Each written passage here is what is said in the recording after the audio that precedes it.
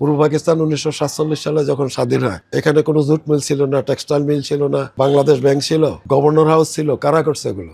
আর দেশ স্বাধীন হওয়ার পর এই যে পাক আর্মির যে সমর্পিত অস্ত্র, 54,000 কোটি টাকার অস্ত্র নিয়ে গেছে ভারত। আমরা অকৃতজ্ঞ।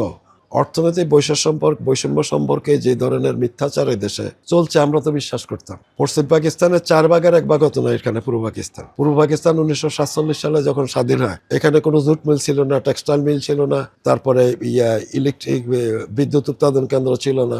এই যে কমলাপুর রেল স্টেশন কারা করছে? কোনো এয়ারপোর্ট ছিল না, সেক্রেটারিয়েট ছিল না, এই বাংলাদেশ ব্যাংক ছিল, গভর্নর হাউস ছিল। কারা করছে এগুলো? সাউথ টাউনে হোক আপনার স্বপ্নের আবাসন, শতভাগ রেডি প্লট, সাথে সাথেই সাফ কাবলা রেজিস্ট্রি। এগুলো হলো সম্পূর্ণ রাজনৈতিক মিথ্যাচার। আমার কাছে পাকিস্তান আমলের এই যে 1947-48 থেকে শুরু করে 1970-71 পর্যন্ত পাকিস্তানের ঘোষিত বাজেটের রেকর্ড আমি বাংলাদেশ ব্যাংক থেকে উদ্ধার পাইছি, সেটা আমার কাছে আছে। এই প্রথম 5 বছর 47-48 থেকে প্রথম 5 বছর সর্বোচ্চ বড় বাজেট ছিল পূর্ব পাকিস্তানের জন্য। 1970-71 সবচেয়ে বড় বাজেট ছিল পূর্ব পাকিস্তানের জন্য। এত কিছুর পরেও আমাদের তো কোনো ইনকামই নেই, মিল কারখানা নেই, নেই।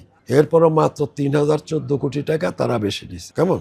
আর দেশ স্বাধীন হওয়ার পর এই যে পাক আর্মির যে সমর্পিত অস্ত্র, 54,000 কোটি টাকার অস্ত্র নিয়ে গেছে ভারত। আমরা কিছু বলছি? আদমজি ইস্পাহানি পাকিস্তান যখন ভাঙে স্বাধীনতার সময়, আপনাকে বলছিলাম তো কতটা টেক্সটাইল মিল ছিল, কত ছিল। এগুলা কারা করেছে? মিথ্যার পেছনে ঘুরে ঘুরে আমরা আমাদের সর্বনাশ সাধন করেছি। আমি এমকম পাস করছি। আমার বাবা হইলো মাত্র উচ্চ প্রাইমারি বলতে তখন ক্লাস 6 ওই পর্যন্ত লেখাপড়া করছে। এখন কি আমার বাবাকে আমি অস্বীকার করতে পারি? আমরা অকৃতজ্ঞ। ভারতীয় মুসলমানদের অবস্থা দেখেন। মানুষ মানুষের জন্য, মানুষ কেন মানুষের ক্ষতি করবে?